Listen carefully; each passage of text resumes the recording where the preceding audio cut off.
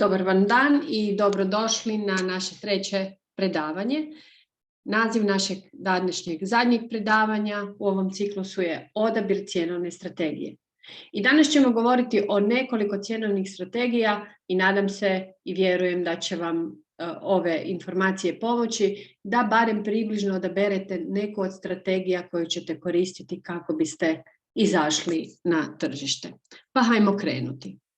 Prva i nekako najjednostavnija strategija naziva se Cost plus Pricing, odnosno najjednostavnija strategija uključuje vrlo jednostavan izračun, a to je trošak proizvoda ili usluge. Dakle, izračunate koji je trošak proizvoda ili usluge, govorimo o onom neto trošku, na koji dodajete iznos vaše zarade ili kako kažemo marže, po proizvodu ili usluzi. Znači, sami određujete maržu koju ćete staviti i recimo primjer toga je da je recimo ukupni trošak nekog vašeg proizvoda koji radite, jedne haljine koju ste sašili, koju ste dizajnirali ili nekog predmeta, 350 kuna i na to dodajete margin, odnosno dodajete maržu ili kako ga nazivamo željeni iznos zarade od 80 kuna. U tom slučaju cijena vašeg proizvoda je 430 kuna.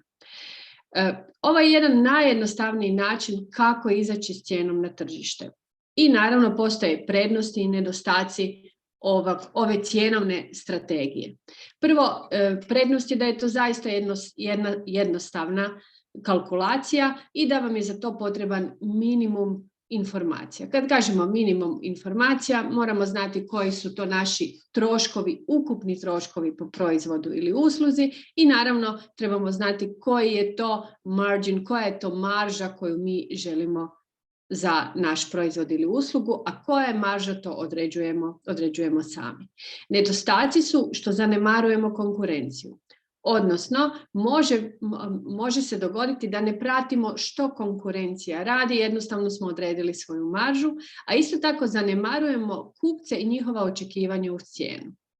Tako da ova strategija može biti korisna ako naravno se usporedimo sa konkurencijom, vidimo kakva konkurencija ima cijenu i onda pokušamo koristeći ovaj najjednostavniji princip izračunati našu cijenu i izaći na tržište pa onda vidjeti što će se događati. No hajmo mi dalje, krenut ćemo malo na složenije cjenovne strategije koje nam isto tako mogu biti jako korisne za naše proizvode ili usluge. Pa imamo jednu od cjenovnih strategija, to je cijene temeljene na konkurenciji. Što to znači? To je u stvari metoda određivanja cijena koja uključuje određivanje cijene u odnosu na cijene konkurenata. To je takozvana neutralna strategija, nazovimo je neutralna strategija. Ova strategija određivanja cijena temeljena je na konkurenciji. Što to znači? To znači da se koriste cijene konkurenata kao referentna vrijednost. Što bi to značilo u praksi? To bi značilo da odredimo, što smo već govorili prije u našim dosadašnjim predavanjima, odredimo 3 konkurenta, 3 za nas po našim kriterijima najznačajnija konkurenta, provjerimo njihove cijene i one su nam referentna vrijednost, odnosno osnova za određivanje naših cijena. U odnosu na konkurenciju određujemo cijenu koja može biti ista kao konkurentska, malo iznad konkurencije ili malo ispod prosjeka konkurencije. Znači, ovdje imamo neznatnu razliku u cijeni. To može biti zaista neki minimum, a može biti i malo više. Međutim, bitno je da ne odskačemo previše, ni premalo.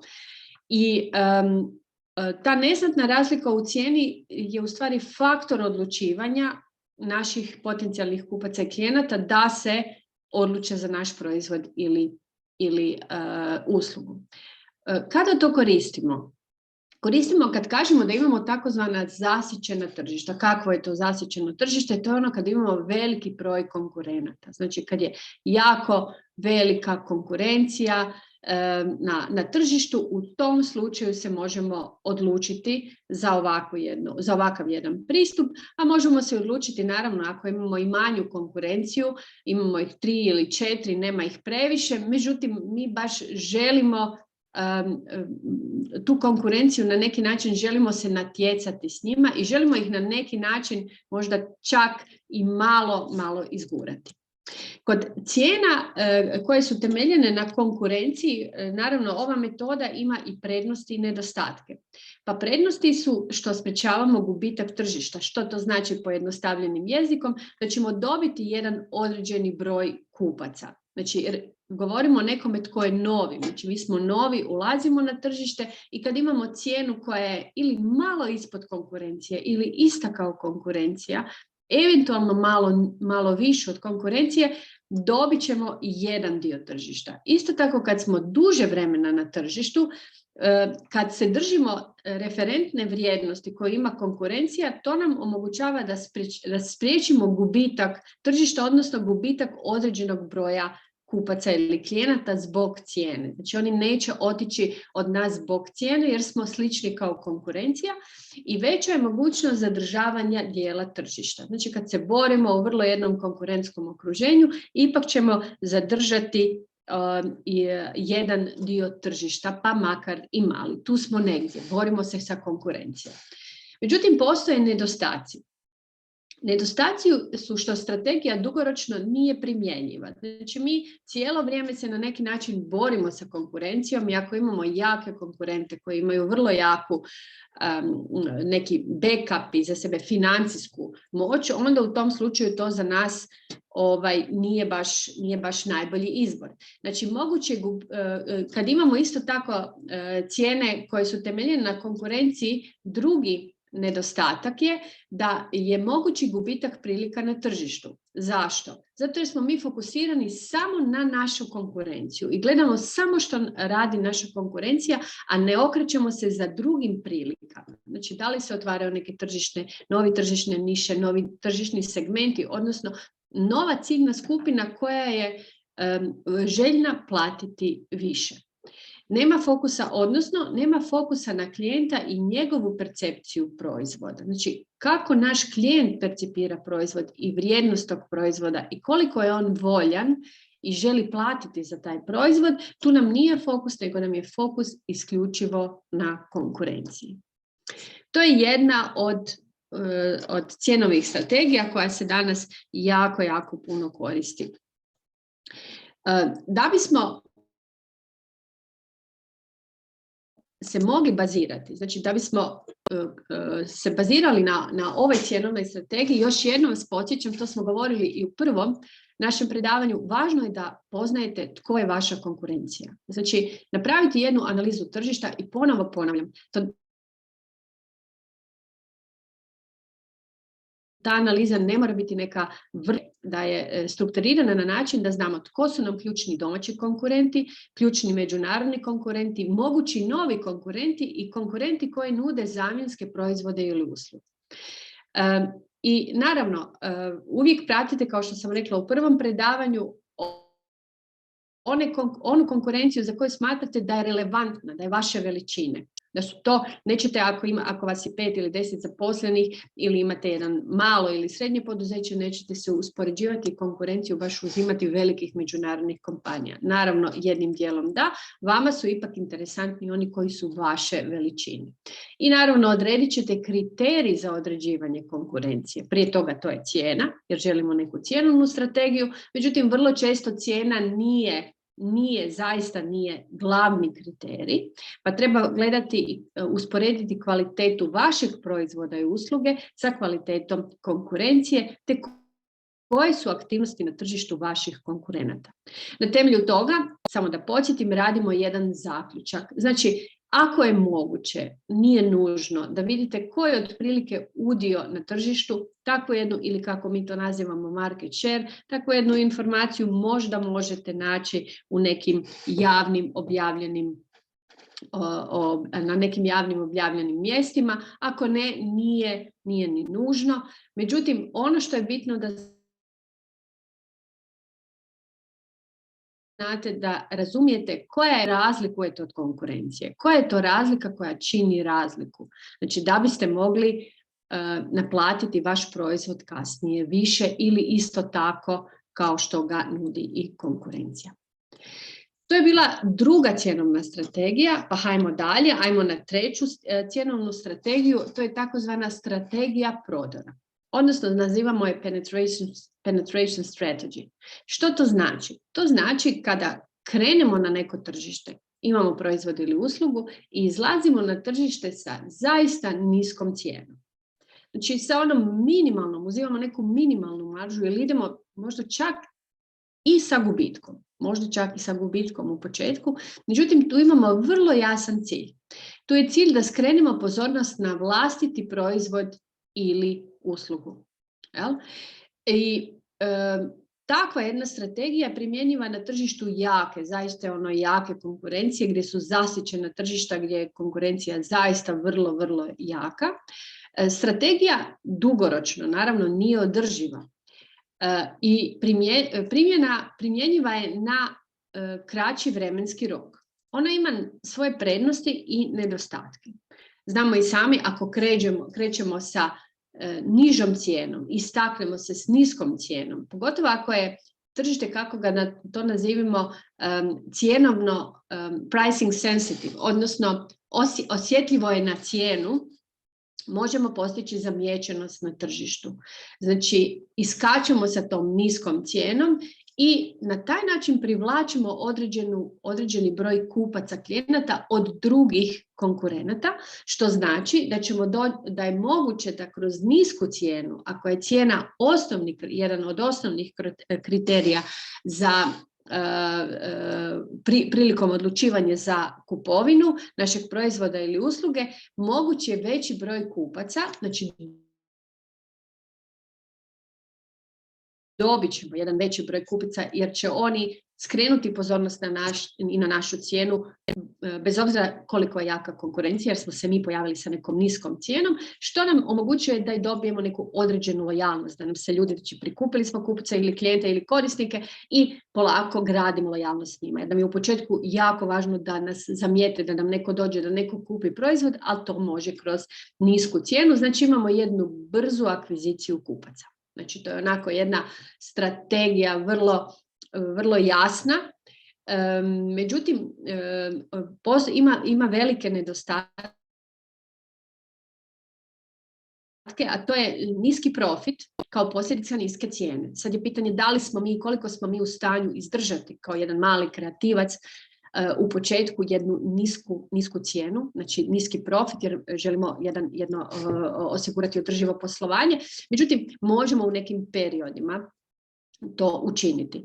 I još jedan problem koji se može zaista pojaviti i često se pojavljuje kad inače krećemo sa nekim svojim poslom, onda idemo s tim, pa hajde idem sa nižom cijenom. Međutim, kao posljedica toga i nedostatak je što se može dogoditi da teže podižemo cijenu na neku višu razinu. Kad želimo najjednostavnije reći poskupiti naš proizvod ili uslugu, onda to, kad već imamo neke svoje klijente, onda to dosta bude teško, zahtjevno i naravno može i ne mora, ali može kao posljedicu imati gubitak određenog broja naših stalnih kupaca ili klijenata. I još jedna stvar, ako izlazimo sa niskom cijenom, percepcija naših kupaca, klijenata ili korisnika može biti da niža cijena je u stvari jednaka niskoj razini kvalitete. Znači, niža cijena može biti povezana s percepcijom niske kvalitete. Tako da s takvom jednom strategijom važno je da budemo oprezni. Možemo je koristiti kratkoročno, možemo je koristiti u nekim periodima da bismo na neki način možda, ako imamo neke veće zalihe, čak ili ne mora biti na početku poslovanja, ili u nekom periodu mi možemo ovu strategiju primijeniti na neko vrijeme. Inače, da vam kažem, sve strategije koje ću ja nabrojiti, znači vi kad odlučujete se za neku strategiju, ta strategija nije zapisana u kamen, što znači da možete mijenjati strategije. Znači, nećemo jednu strategiju imati cijelo vrijeme. Možda ćete 2 mjeseca imati jednu strategiju, možda ćete nakon toga promijeniti strategiju za neku drugu. Znači, važno je da pratimo tržište i što se događa na tržištu. 4. strategija, interesantna i iz moje perspektive za kreativne industrije zaista primjenjiva, je percipirana vrijednost kao temelj cijene. To je takozvani value-based pricing. Što to znači? Ja ću ga sad malo u nekoliko minuta na 2 slajda sa vama proći. To je kad cijena proizvoda ili usluga se određuje na temelju onog što je kupac spreman platiti. Znači, koliko ciljna skupina vjeruje da proizvod ili usluga vrijedi i koliko su spremni platiti za taj proizvod ili uslugu. Znači, to je temelj. Kako sam u onoj jednoj od strategija koja se temelji na konkurenciji govorila, gdje nam je fokus na konkurenciju, tako ovdje percipirana vrijednost kao temelj cijene, znači value-based pricing, to je cjenovna metoda, strategija gdje smo fokusirani na kupca i na njegovu percepciju vrijednosti proizvoda ili usluge koju mi prodajemo. Ovdje idemo od pretpostavke da kupac ne želi platiti više od percipirane vrijednosti proizvoda ili usluge.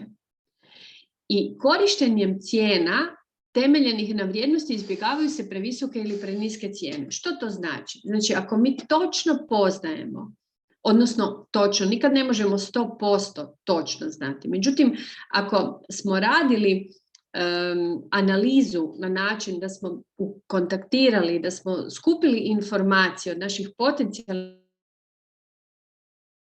koliko su oni voljni platiti za naš proizvod ili uslugu, tada ćemo izbjeći upravo taj problem da li smo precijenili ili podcijenili, da li smo preskupi ili smo prejeftini. Nego ćemo odrediti cijenu koja je usklađena sa onom cijenom koju očekuje naš klijent, korisnik ili kupac. Kod ovakve strategije, znači cijena se temelji na percipiranoj vrijednosti od strane kupca. Znači koliko kupci smatraju da proizvod ili usluga vrijedi.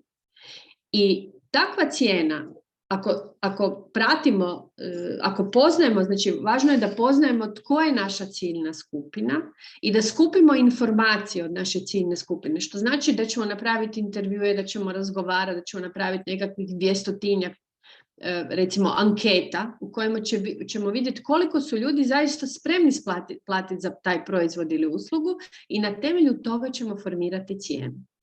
Ta strategija nam omogućava i prodaju po višoj cijeni ukoliko su je kupci voljni platiti. Jer bez obzira na našu konkurenciju, znači ako je kupac voljan taj naš proizvod ili uslugu platiti više, on će je platiti, mi možemo formirati cijenu na temelju tih informacija i ta cijena će biti viša. Podizanje cijene se može isto izvršiti vrlo lako sa dodavanjem dodatne značajke, takozvanog value, nekakve dodatne vrijednosti. Ako podižemo vrijednost, znači neku značajku, neku karakteristiku našeg proizvoda ili usluge, možemo i podići cijenu. Ono što je važno da bismo mogli ponuditi ovakvu jednu, da bismo mogli izaći sa ovakvom jednom strategiju, važan je da razumijemo stvarno taj naš unique selling proposition. Znači, koja je to razlika koja čini razliku, odnosno po čemu se mi razlikujemo od naših konkurenata. Znači, čim imamo razliku, čim imamo neku vrijednost, tu vrijednost možemo i više naplatiti. Znači, ova strategija dakako ima svoje prednosti, ima svoje nedostatke. Prednosti su jer možemo povećati profit. Kako možemo povećati profit? Vrlo jednostavno jer znamo koliko su voljni naši kupci, klijenti, korisnici platiti, pa ćemo toliko i naplatiti. Možemo povećati lojalnost i može nam pomoći da razvijemo proizvod i uslugu usklađenu s potrebama kupaca. Ova strategija zahtijeva stalno propitivanje i stalnu interakciju u stvari sa analizu naših kupaca i klijenata, što to oni žele i koliko su oni voljni platiti, znači što žele i u skladu s time što žele vidjeti kako možemo razviti, poboljšati nas proizvod ili uslugu za neku značajku i onda to naravno naplatiti više. Postoji naravno i nedostatak. Nedostatak je ta tržišna niša. Takva strategija je u stvari primjenjiva malom broju kupaca. Znači kad imamo jednu malu tržišnu nišu, kad nemamo neku masovnu proizvodnju, što mislim da u kreativnim industrijama imamo vrlo specifične tržišne niše i ovakva jedna strategija nam može biti od koristi. Znači najbolje funkcionira za manje organizacije koje su visoko specijalizirane, kao što bih ja rekla u kreativnim industrijama, svako od vas je poseban, jedinstven na svoj način. Može zahtijevati veći trošak proizvodnje, jel? Međutim i ne mora nužno. To je bilo prvih 4 strategije, sad ćemo dodati još jednu psihološku strategiju s kojom se vrlo često srećemo. To je kad želimo privući kupce gdje je fokus na osjećaj uštede i emocionalnog zadovoljstva, pa ćemo stvarati percepciju veće vrijednosti kod kupca. Znači, stavit ćemo da je proizvod 500 kuna, cijena proizvoda je 500 kuna, a sad je posebna akcija 350 kuna. Znači, taj psihološke strategije, to su upravo te posebne akcije. Daju ljudima osjećaj uštede. Znači, idem kupiti to jer sad sam tu uštedio i potiče impulzivnu kupnju. I danas možemo zamijetiti da oko nas jako puno takvih strategija i vjerujem da ste i vi bili vrlo često u prilici kad ste kupili nešto što možda u tom trenutku nije bilo, niste razmišljali da vam je potrebno u tom trenutku, međutim kupili ste jer je cijena zaista bila povoljna i na kraju niste ni zažalili.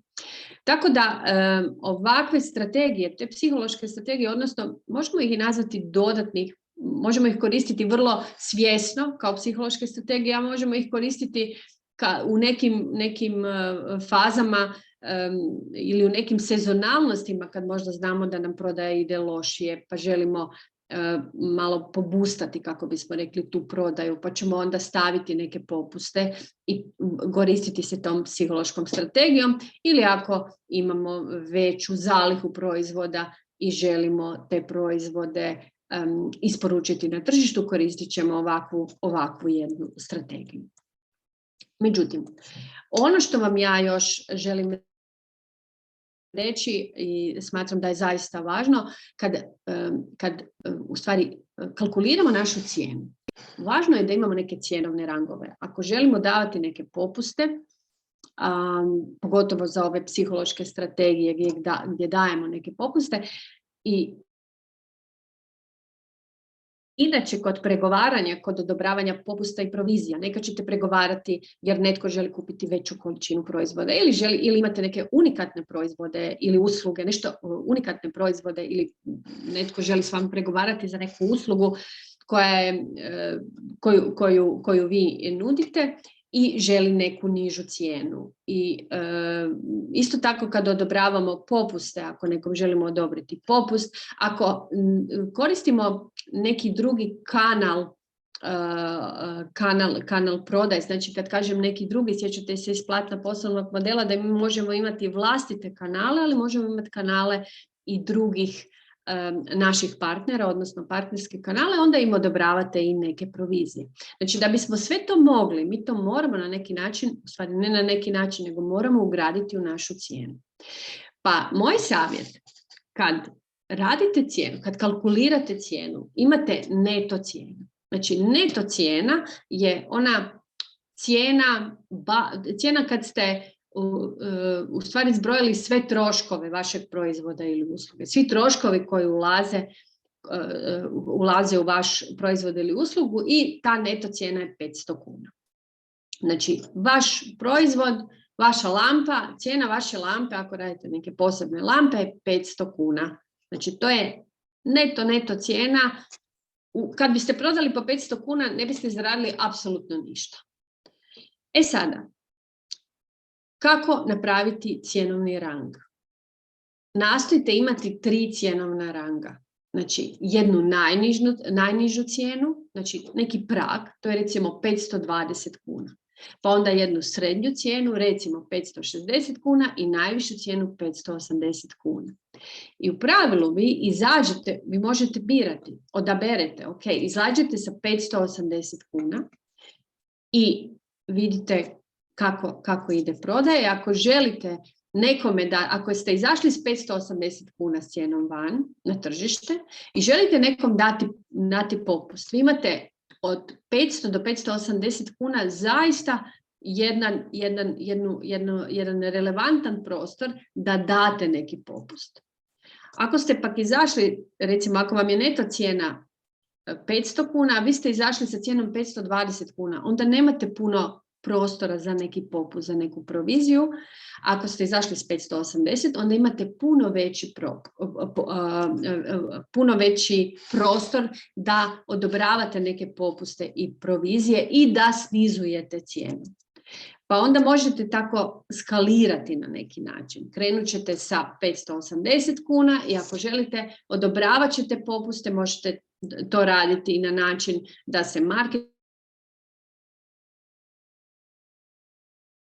oglašavate, daj popust. Osoba kad vam dođe i kupuje, da li online, da li kod vas, pogotovo u direktnoj prodaji, vi znate da imate prostora da date neki poseban popust.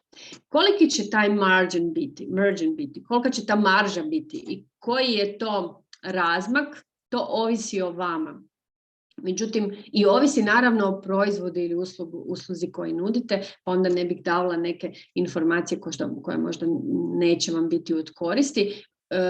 Uvijek vidite koja je, naravno što vam radi konkurencija, koja je njihova cijena, koja je vaša neto cijena i onda vidite koliko tu ima prostora i napravite neka 2 do 3 ranga cijene. 3 ranga cijene je zaista dobro, pogotovo kod pregovaranja, uvijek krenite sa najvišom i onda još imate mogućnost za 2 ranga nižu cijenu. I evo, osim cijene, i nabrojili smo tih 5 cjenovnih strategija, ima ih puno više. Evo ja ću vam reći još jednu, ako radite na nekim projektima, kako ćete zaračunavati projekt, da li to raditi po satu, da li to raditi po danu, to ovisi o zahtjevnosti projekta, iskreno o zahtjevnosti klijenta. Dakle, tu nije nužno da date neki fiksni iznos, nego date neke iznose od do. Jel? Da vam se ne dogodi da kažete da za neki projekt je cijena 10.000 kuna i vi ste tu kalkulirali da ćete potrošiti, na primjer govorim 50 sati, a na kraju potrošite 150 sati. Znači, budite oprezni kod toga kad su u pitanju projekti. Kad govorimo o cijeni, znači, što nam je još važno kod cijene? Znači, uvijek pratite taj trenutni odnos ponude i potražnje. Znači, imamo i u prvom predavanju smo govorili o takozvanom dinamičkom modelu cijena. Pratite tržište, pratite što se događa na tržištu. To nećete raditi svaki dan, ali napravite svaka 3 mjeseca jednu kratku analizu što se na tržištu događa, odnosno da li je došlo do neke promjene u cijenama i kod vaše konkurencije, koliko je porasla prodaja kod vas, koliko je pala prodaja kod vas i što bi tome moglo biti uzrok.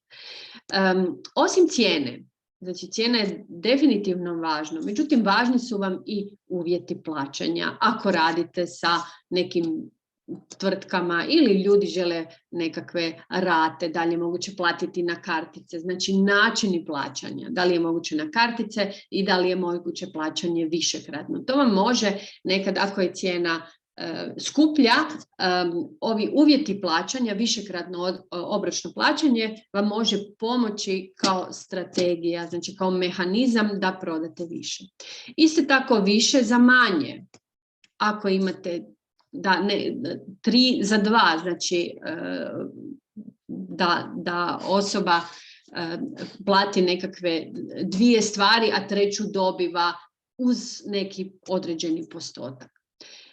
Uvijek se pitajte što još možemo poboljšati. Znači, cijena nam je tako kakva je, da li možemo dati popuste na količinu, da li možemo uvesti neke nove načine plaćanja. Znači, to je u onom platnu poslovnog modela što nama plaćaju naši klijenti, znači koje usluge i proizvode nam plaćaju, kako su voljni plaćati i kako bi željeli plaćati, te različiti kanali distribucije, različite cijene istog proizvoda. Dakle, ako imate, kad govorimo o kanalima distribucije, to se sjećate, to su oni prodajni kanali koje smo spominjali u platnu poslovnog modela, pa ako imate svoj showroom, ali imate i online prodaju, vama isti proizvod može imati različitu cijenu ako ga kupi osoba u showroomu direktno ili ako ga kupuje online.